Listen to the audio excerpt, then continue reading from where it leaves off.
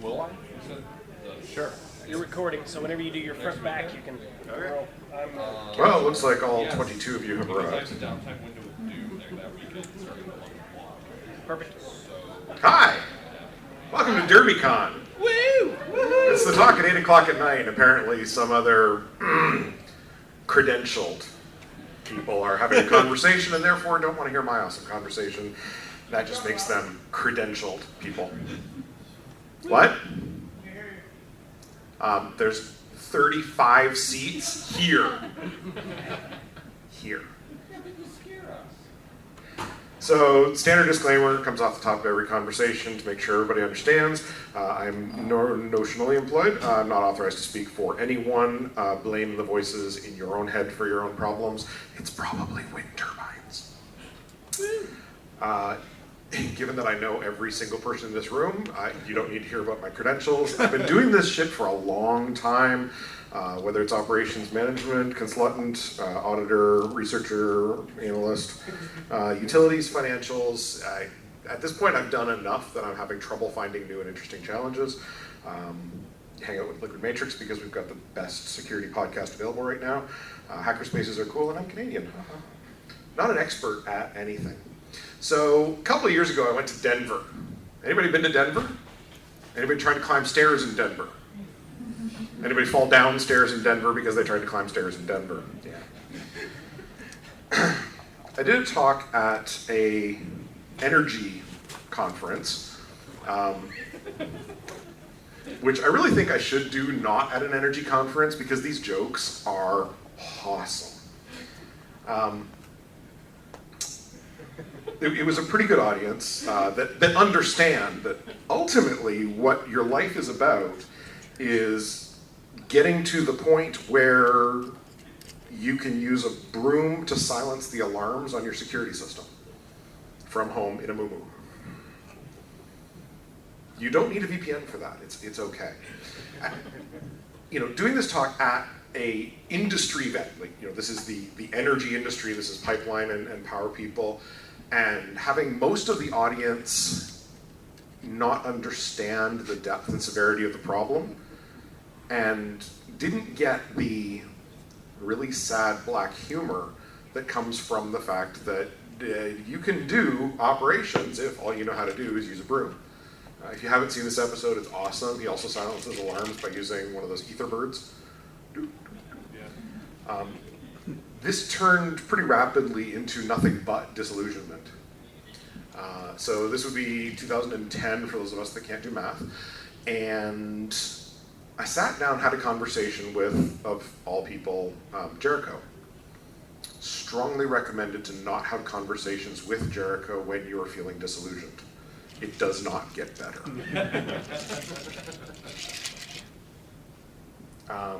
If you are offended, this part's going to suck for you. About 25 minutes of making offense and nothing but.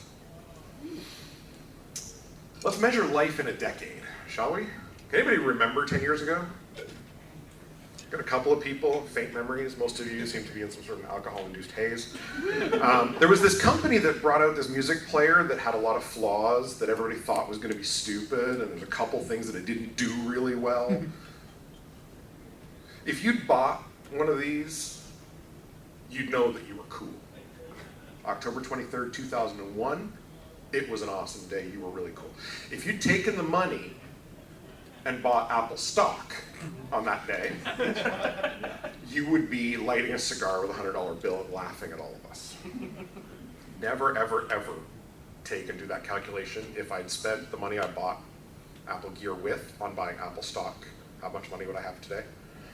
Does not work out well. My life was a little different.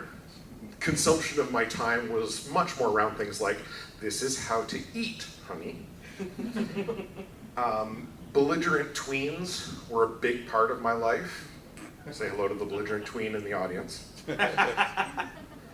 Had an excellent couple of days, almost a week, sitting, enjoying the summer sun. Thankful, and much more thankful as I think about it year over year, that it wasn't the February 2003 blackout. Everybody knows what happens when you have the August 2003 blackout in February. Lots of breakdowns. Human sickles. I was really pumped because Urgent Action Standard 1200 had come out. We were going to do cyber security on the power grid. We were going to know that it was going to be awesome because it was both urgent and action. I spent a lot of time with flaws in Java, needing to use a specific version of Java in order to get the goddamn gauntlet front end to load. I have my NAI grant number tattooed on my arm from all the time I spent on tech support with them. Finding out years later it was probably Dave Mortman I was talking to. Anybody from the past remembers the absolute anguish of getting your Cyrix 266 megahertz machine with half a meg of RAM to, yeah. There was this really awesome operating system, had a great UI. Someday real soon you'll be able to pay $5 extra to get your start button back. The problems that we were dealing with were simple, single packet problems. There was nothing difficult about it. It was a simple single packet problem. We don't have any of this app complexity.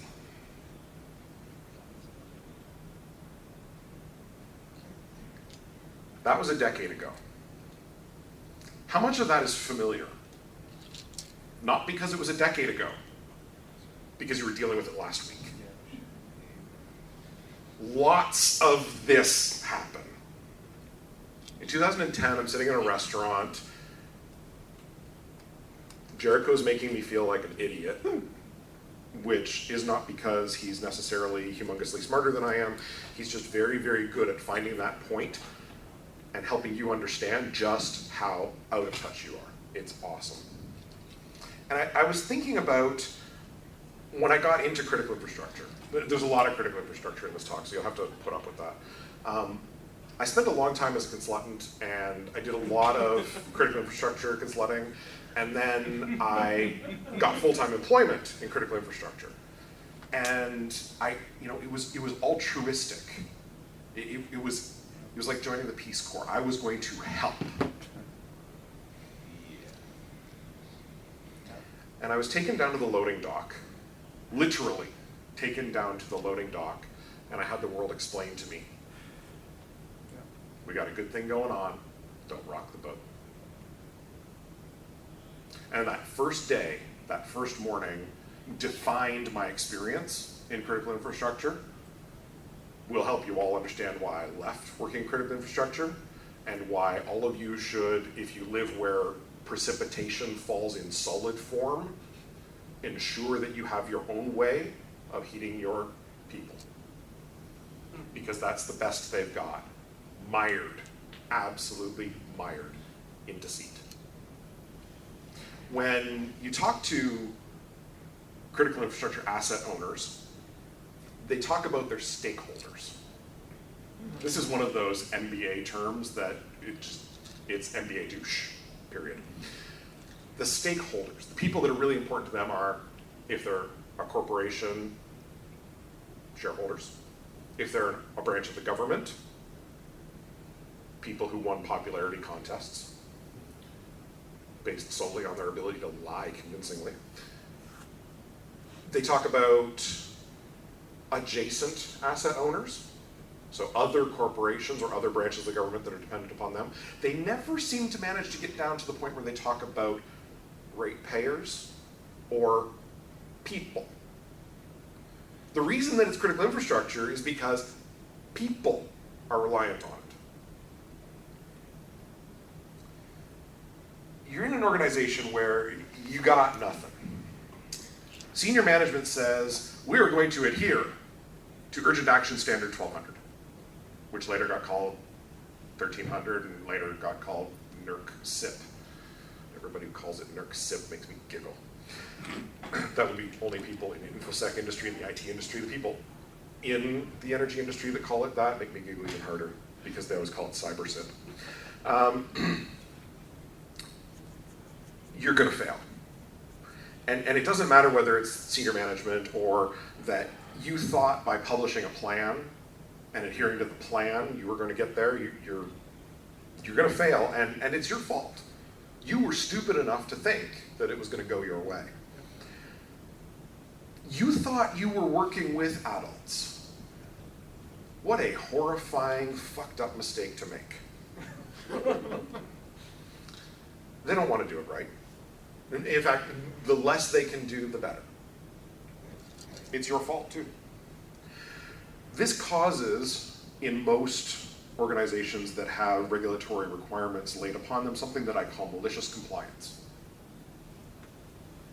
They're absolutely compliant with the words. You want to know the really cool thing about NERC CIP? Do you know who ratifies NERC CIP? Okay, does everyone know who NERC is? So the organization is responsible for ensuring the sanctity of the power grid in North America. And remember that imaginary dotted lines in the minds of people who won popularity contests by lying do not exist in the real world. The imaginary dotted line is not there. The power grid in New York State gets really screwed over if Ontario gets screwed over, okay? So it's North America. The people who ratify the rules, the people who say this is the rule and this is the way it shall be done, hands up who thinks it's the government.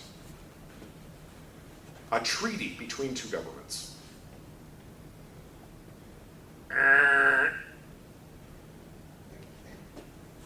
The authorities, the ones who make the decisions on how much power needs to be generated to be sent somewhere. The people who own the assets that need to be protected. They're CEOs, COOs, and CFOs. Are they going to build you a set of rules that is functional? Who's the stakeholder in the power grid north of that invisible line where an inch of snow causes the city to shut down for a month or causes people to go about their daily lives? In fact, there's a whole group that is specifically tasked with mapping legal, regulatory, or corporate requirements against the rules to make sure that they're adhering to the letter of the rules. Choosing the least effective way to do it, the cheapest, because remember, it's all about the dollars, and the one that requires the least change, because change is scary. We do things the way we did them last year because that's less scary. This is how humanity has gone from enjoying meat in caves to enjoying processed meat product in upholstered caves. And then this shit happens. If you guys play the drinking game, you are screwed for the next 15 slides. We can't avoid this. This is the word that has been latched onto. It's the wrong word. It's kind of like the word security. If you're in power systems, the word security doesn't mean what we use it for. It means, is there enough generation capacity for the next second? Is the grid secure? Not, is the grid secure? So you can see how the conversation derails immediately, and that's why they call it. Who's drinking? Come on! You guys thought this was a game. It's not a game.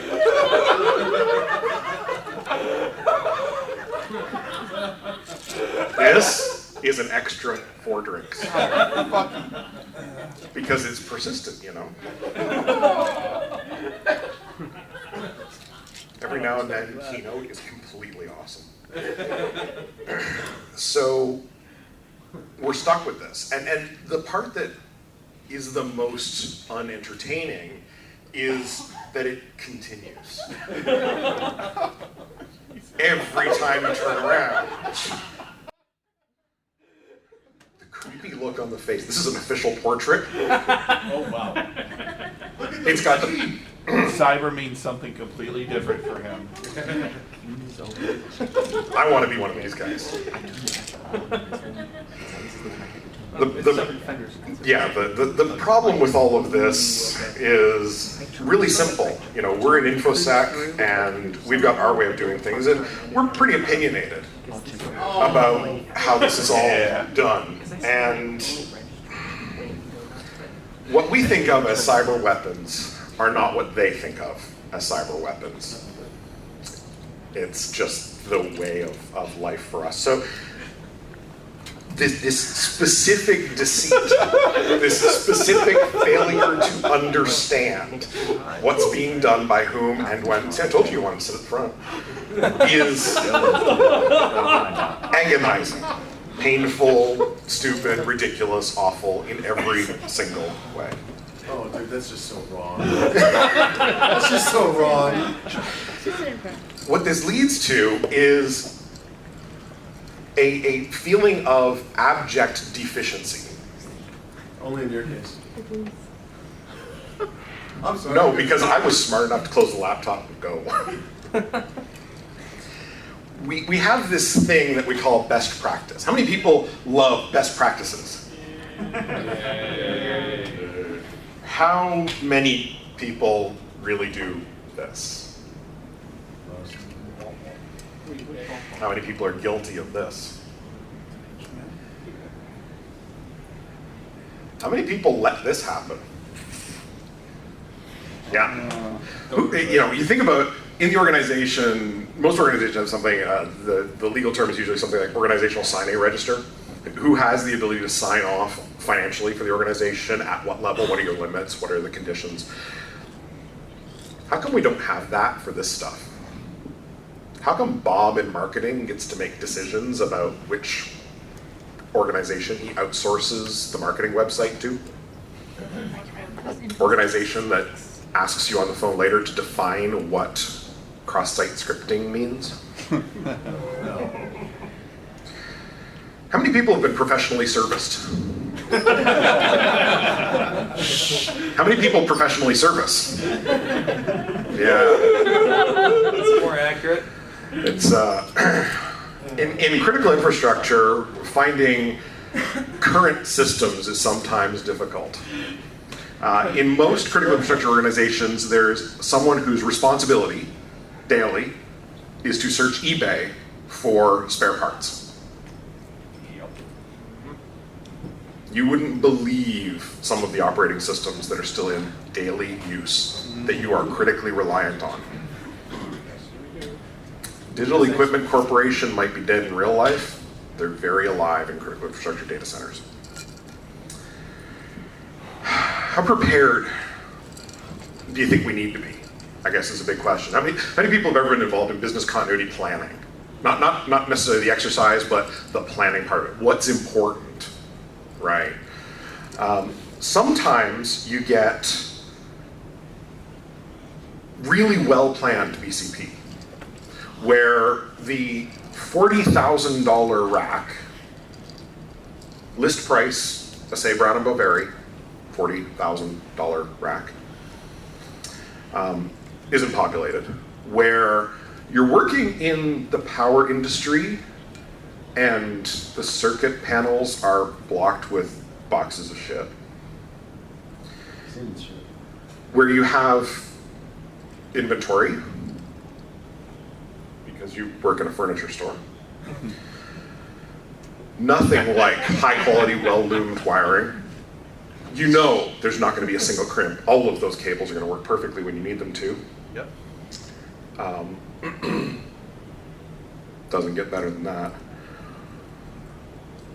The backup data center uses Linksys switches. Primary data center uses Cisco Catalyst. Backup data center uses Linksys, which is a Cisco brand. Spares are available for all kinds of things. Whatever you need spares for, you have. You need a chair? We got those. I heard somebody say recently that war dialing was passé. There was no reason to do war dialing when you're doing a pen test because you're never going to find anything.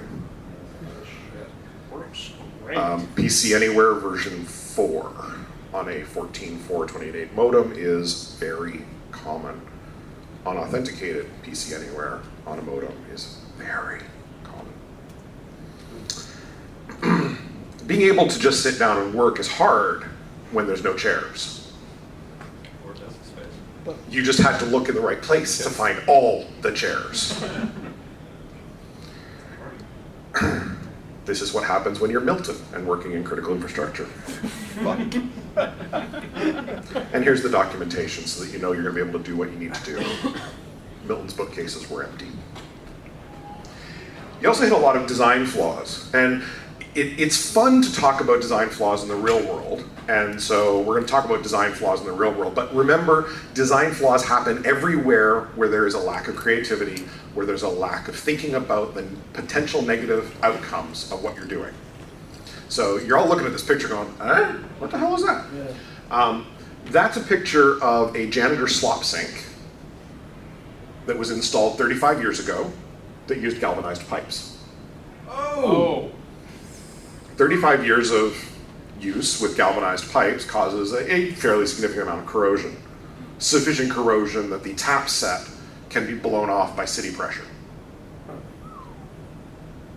So that, I mean, it's kind of troublesome every now and then to have 3/4 of an inch diameter hot and 3/4 of an inch diameter cold coming straight out of the wall at city pressure. Troublesome. Having no adjacent shutoff valve. Those were the adjacent shutoffs. Troublesome. Having the janitor's closet located directly above the switching closet. Oh my God. Well, you want to stack closets. Trifecta, baby. Right? And we actually went back and checked. The switching closet has always been the switching closet. For 35 years, it was originally labeled MMI switching. So MMI is man-machine interface. So this has been switching since they were using mainframes to do this stuff in this building. This critical failure. Remember, the floors got core holes because power lines run between floors. The plumbing runs between floors. The break happened after 5 p.m. Oh. InfoSec people work late. So using cardboard and mops, the InfoSec people prevented a blackout of equivalent size to the 2003 blackout. You'll recognize the other unfuzzed things here as Dave Lewis. This is how close you can come to a non-cyber critical incident. It's always that close, always. This was in February. Think about what that means for Highly skilled labor. Yeah, well, as it turns out, the biggest problem you're going to face is labor. Working in a unionized IT department is 11-5 kinds of fun. Working in a unionized IT department where you are also unionized as an InfoSec person means that when you accidentally say out loud, dude, you really shouldn't be surfing the porn from your computer at work, means the grievance is filed against you, and you have to go for compassionate communication training. While on leave. Sorry. That's why I quit InfoSec. I've had enough grievances filed against me that we don't want to talk about grievances anymore. I understand the counselors have made to quit.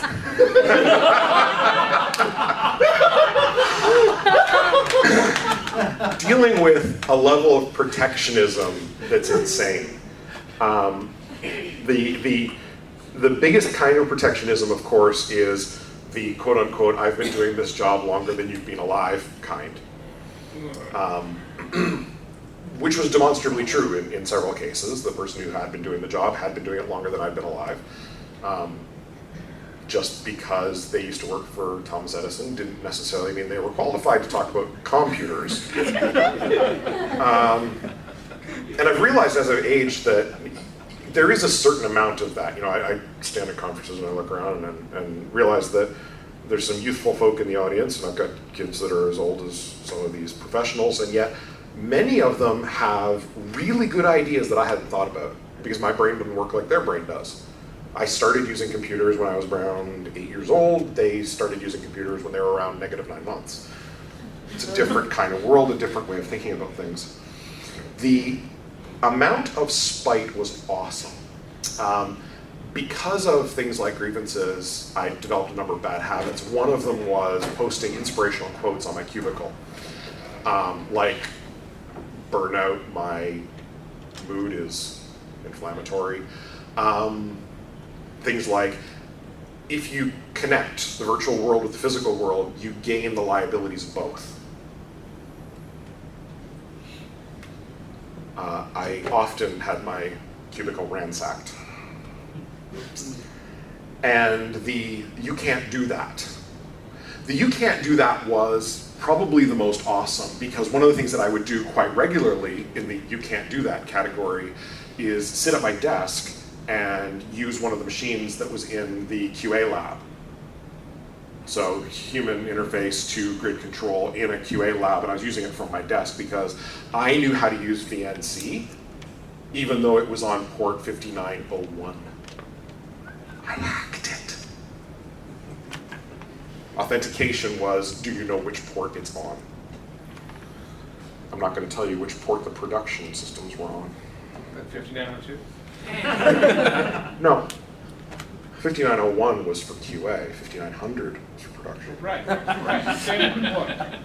Blind adherence to a set of rules laid down by men, especially chunky white guys. We're bad at this. We've been bad at it for 2,000 years. I went in search of a very simple solution to all this. I needed to find a way then, a couple times in between, and certainly sitting there at that table in 2010, I needed to find a way to make this okay. Because it wasn't okay. It was ridiculous that 10 years later we're doing the same shit.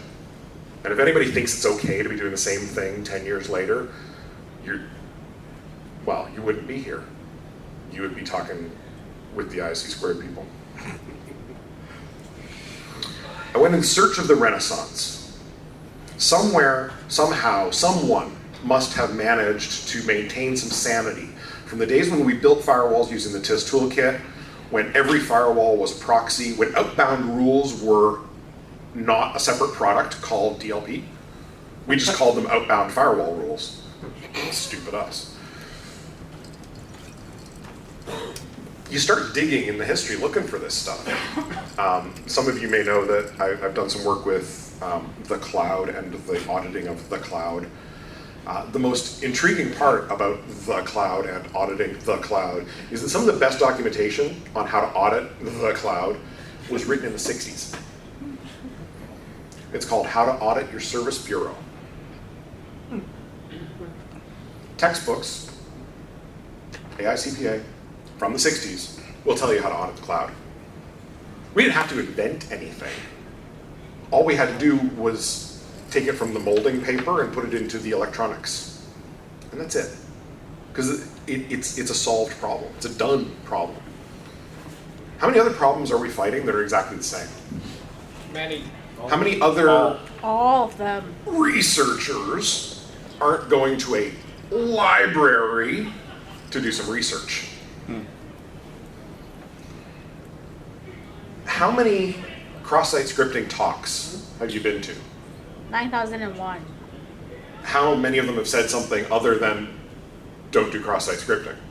How many of them told you how to fix cross-site scripting in a 10-year-old legacy application that runs on server-side JavaScript on Netscape server on Solaris for Spark? Still in production. It's a critical app. Who's going to rewrite that? Who wants to rewrite server-side JavaScript into anything else? Hands up. Who loves JavaScript that much? Who even knows that there is such a thing as server-side JavaScript? 4 or 5 of you. Isn't that awesome? So, Not proud of that. oh, you're not proud? Oh, because you had that look on your face like, oh, I also know COBOL. RPG. Yeah. You know what? Actually, I had an RPG AS400 argument with somebody a couple of weeks ago. It's like, you can't do that! And I'm like, dude, I was doing that in the 80s. It really hasn't changed that much. Hello. Punch cards.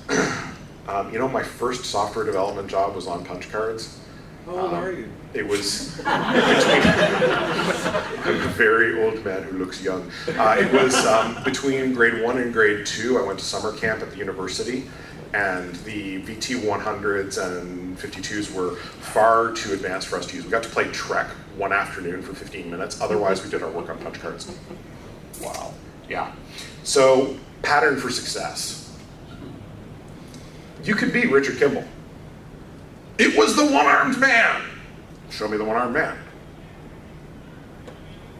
It's almost facile to say it, but pointing at something and saying, not my fault, is only useful when it is actually not your fault. Passwords are hard. Passwords are not a good solution to auth n auth z. You're in InfoSec. A decade later, that one's on you. You can take the route taken by 8-year-old boys. Wasn't me. The 8-year-old boy shaped Nutella handprint on the light blue wall was probably the 8-year-old boy. Probably not Kat, definitely not Mom. But, I mean, maybe that's an out you want to take. Wasn't me. I'm 8. By the way, this is my 8-year-old son. He's kind of awesome.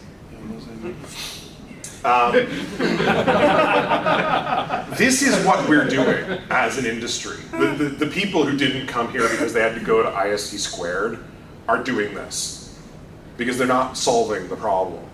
The solution to the problem is tear up your CISSP, and when ISC squared goes bust next year because they're a proselytizing organization, it's the Scientology problem. They exist so that they can exist. And the only way they can exist is by getting the next member through the door. When has ISC squared done anything for you? When have they done anything for their purported constituents? I got a dare for you, just because I want to see what happens. Non-scientific poll. I've done it and I know what my results are, but non-scientific poll. Call the ISC squared and ask them if this person is legitimately a CISSP. I need to know before I hire Bob Evans that he's a CISSP. They won't disclose. They won't disclose. Has this CISSP ever had a ethical violation held against them? You can call the, whatever it's called where you are, for me it's the College of Physicians and Surgeons, and say, has this doctor ever had something filed against them? And they'll answer you right away, damn fast. There's a website that has it. You can do that with accountants, lawyers, engineers, other professionals.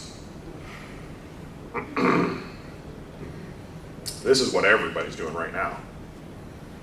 Heaven forbid there should be an executive order on cybersecurity. We all need to vote on it. Remember creepy cyber congressman? He's going to save you. Anybody who won a popularity contest based on who can lie most effectively? Yeah. So let's actually do something. In life, you start with 12-step plans. They seem to work for some people. We're InfoSec, and we are unbelievably lazy, so we're going to have to reduce that number of steps to make sure we can get to the end. Let's try a 9-step plan. Step 1, admit the problem. Remember what Einstein said about insanity being doing the same thing over and over again, expecting a different result? A decade later, we're still pissing and moaning about Java vulnerabilities. A decade later, we still have crappy interfaces to our security tools. How many security tools can you think of that give you a way to generate a CSR without going to their command line? Well, that's a shocking silence, isn't it? We can't do our own shit well, which means there's a problem. And a decade later, it's still a problem. And the biggest part of it is it's on us. Complex passwords. Yeehaw. Explain complex passwords to your grandfather. The XKCD cursor, exactly. Yeah. How do you get to a point where it's been okay for us to be the assholes who say no? Business comes and says, I'd like to, no. InfoSec says no. How is it that it's okay to perpetuate bad architecture decisions? We've known for how long that the perimeter doesn't work? How about your much vaunted perimeter that includes laptops that go in and go out every single freaking day? That's the Stuxnet perimeter. We're fighting the same problems, only we're not fighting them. There's this idea that InfoSec people are largely, if not totally, interrupt driven. A good day is one where you're really valuable because there's been a lineup at your cubicle. It's awesome. I had 15 problems today. We perpetuate the emergency because we like it. It's great that we keep having simple, stupid shit go wrong. We build architectures that are bad. We don't move on to new ideas because, oh my God, new is scary. It's a lot on us. But we like to be needed, so that's why we're complicit, right? Ethics. There's people in another room that should be talking about ethics and what ethical violation looks like, and they're probably not. When you do your job, how often do you find yourself doing something that you know is wrong? You know it's wrong. Yeah. I actually quit a job because what I was doing was wrong and I was being asked to do wrong things over and over and over again. And there's nothing quite as fulfilling as writing your resignation letter to HR and saying, due to repeated ethics violations which have been reported to appropriate authorities. Being required to commit ethical violations. You know what I'm talking about. That's why you quit too, I think.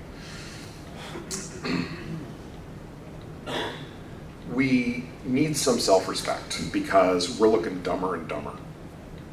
I mean, it's funny to have the shirt that says with stupid, only with the arrow pointing up.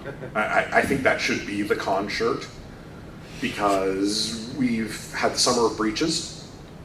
I mean, to the point where Liquid Matrix has a separate breach tracking sheet because we can't keep up with them. I was in a bookstore. I'm not sure if you guys still have bookstores in this country. I think you've just got Amazon, right? So look it up on Amazon. But I was in a bookstore, and in the shelf section where they have the books that you're allowed to write in, you know, the journals and the tell me about your garden and this is why I feel bad. There's a book that's called My Password Book. Because that's the best solution we have. The best solution we have for people who are not super nerds, and let's face it, we're all the kind of people that think it's perfectly okay to have to be the super nerd. Because all of us remember configuring Trump at Winsock and think that's the only way you should be allowed on the internet. How many small businesses have to have their bank accounts emptied because their calculator and record tracker is also the modern day replacement for the slightly porny calendar in the back? This is not okay. And yet we're okay with it. And the liability arguments and the we have to go and sue and this has to turn into a big deal because they used a simple password that they wrote down on a piece of paper that was sitting next to the computer, and none of that really matters anyways because one of their employees is going to the skeeziest websites on the internet and keyloggers in and your bank account's empty. All your money's gone. And your money keeps going away. That's the best part. After you report it to your bank, and yet they still allow outbound wire transfers? Awesome. There's not a lot to be okay with in there. But from a self-respect standpoint, the news lately has been the pits. It's what else is not going right? What else? And you know, we shield ourselves. We stand back and say, well, I told you so. And I told you so only works until you're about 7 or 8 years old. And then it turns into, well, it makes you a whiny bitch. That's what it comes down to. It's just, It's the arguments that came out a couple of years ago. I wrote an article for CSO magazine, and I said, I think the iPad is really awesome because it sharply delimits the options and opportunities for general purpose computing. And people are like, you don't understand how the world works, man. And my response was, well, actually, I think the iPad is the VT100. And I think back to the stuff we did on dumb terminals. VT100s with a modem and a crossover cable, and we did some rocket stuff. Most of you will know this stuff as the internet.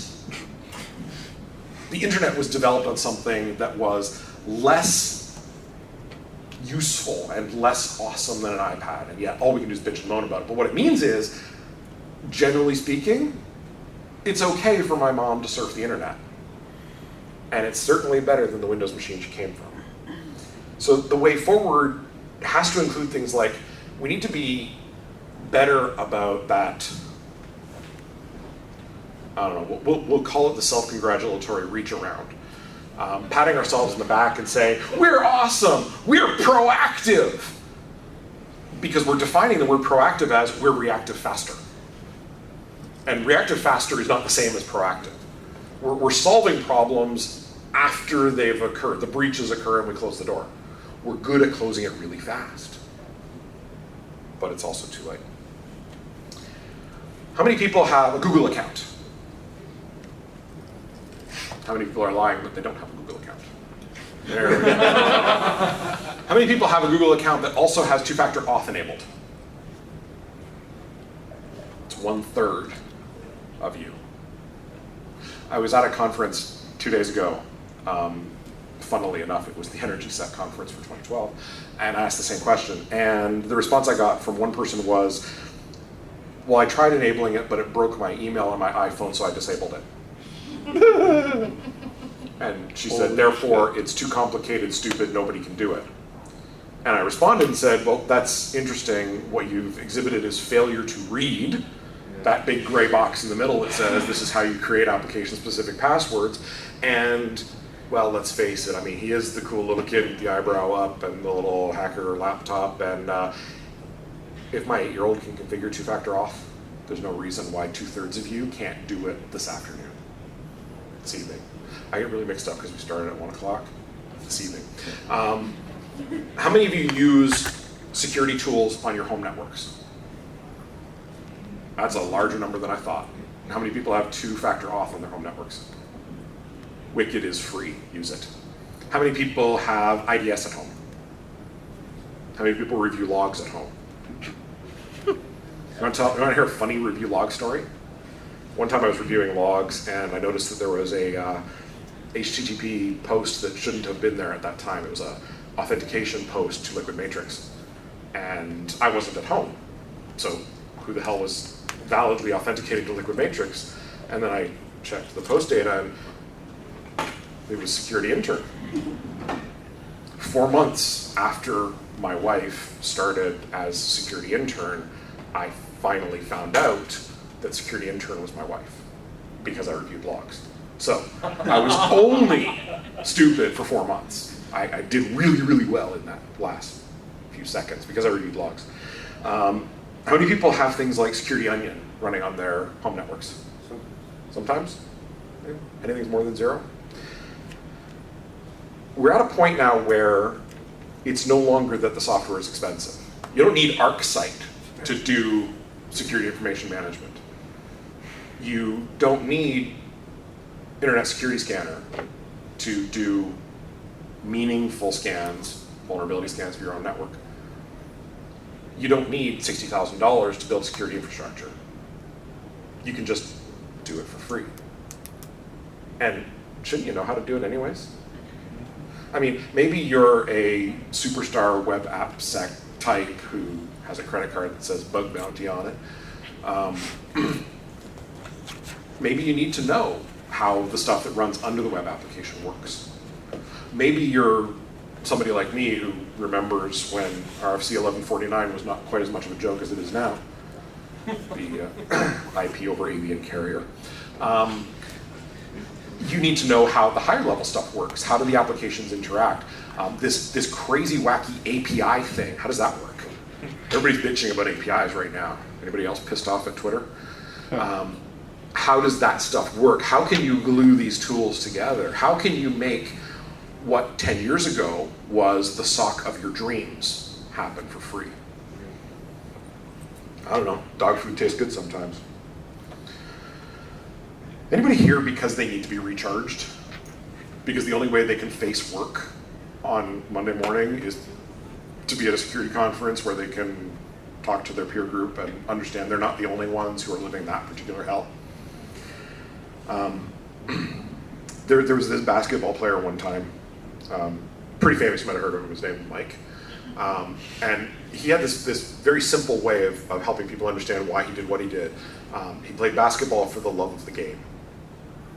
Remember when I said I got into InfoSec in critical infrastructure because it was altruistic, it felt good, it was, I'm joining the Peace Corps, I'm going to make the world a better place, there aren't going to be any humensicles on my watch. It turned out there were no humensicles on my watch because I was really good with a mop. But for a lot of people, InfoSec is just a job. In fact, the more letters you have after your name, the more likely it is just a job. If you don't love it, GTFO. You know, in the kindest possible way. I'm sure you're a very nice human being. You probably remember to call your mom on her birthday. But if you don't love InfoSec, GTFO. Anybody you work with who doesn't love InfoSec, condemn them to log review and then tell them to GTFO. Somebody needs to review the tripwire logs. Someone does. It shouldn't be you. It should be the person who thinks this is a 9 to 5.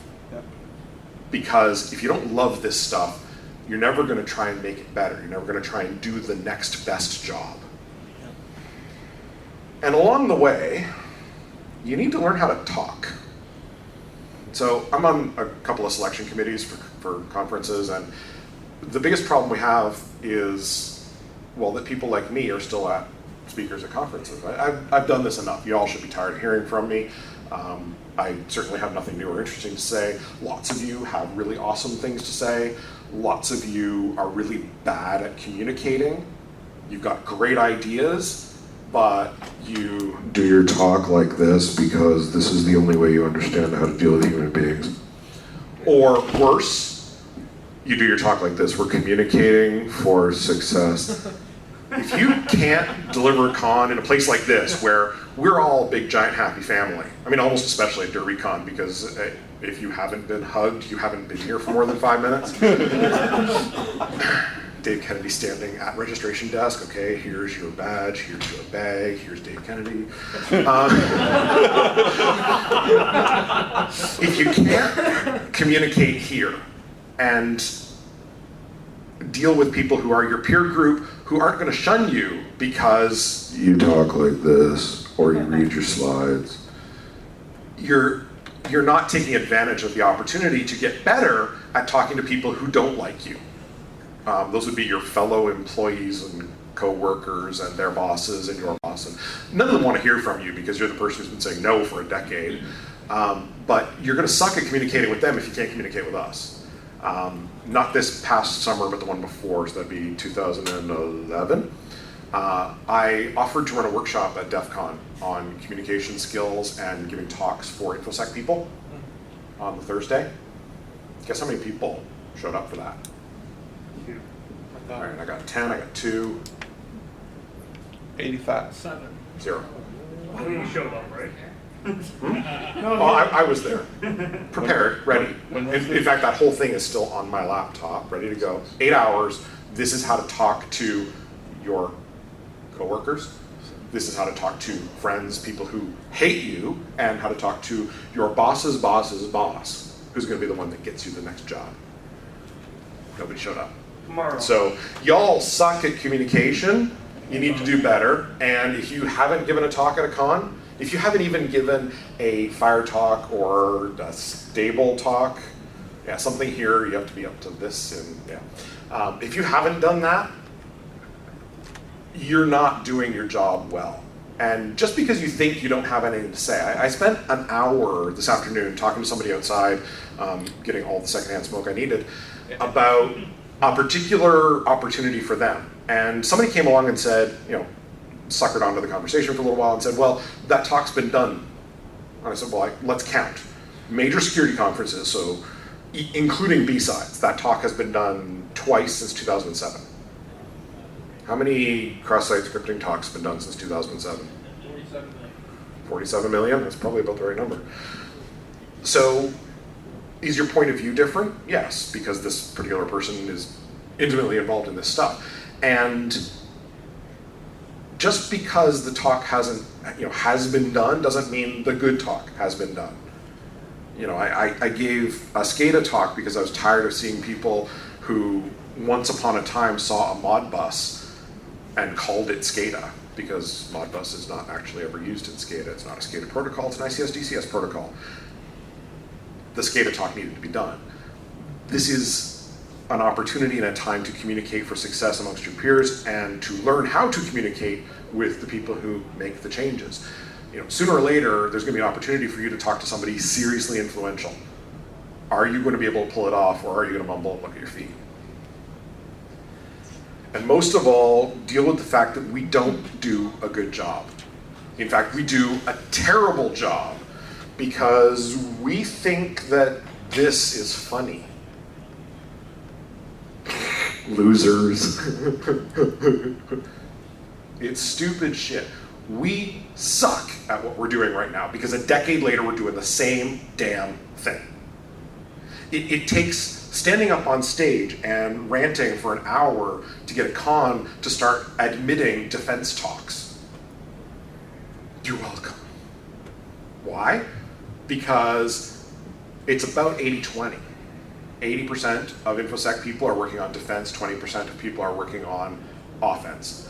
And the offensive people generally are, because for them it's, ooh, I made a metasploit, jerk, jerk, splooge. And for the defense people, it's, I can't talk about this really cool thing that I did, because then you'll know how I did what I did to make sure that you can't get me with your metasploit splooge. Defenders have a really hard time. Defense talks wouldn't get accepted to cons. I wrote defense talks from the early 2000s onward. The first defense talk that I got accepted, was ShmooCon last year. 3? Oh, okay, yeah. It's not about necessarily sexy defense. It's certainly not about these guys. It's about doing a really good job of the really important stuff. Don't panic. Just stick with it. I'm around until the end of the con. Please nail me for conversations. Yeah, that's a pretty good summary. Summary of the talk, we don't rock the boat, we got a good thing going on here. That's pretty accurate.